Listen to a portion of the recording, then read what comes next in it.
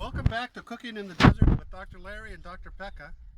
We're getting the barbecue ready for the fish. And you can see now that the potatoes are completely ready to eat.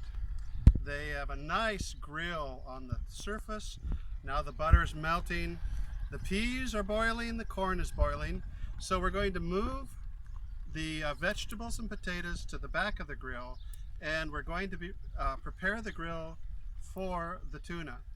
And what I want to say before we begin putting the tuna, which will be in video 4 of this series, is that Pekka went to the Indian Ocean outside of Fujairah and personally caught this tuna.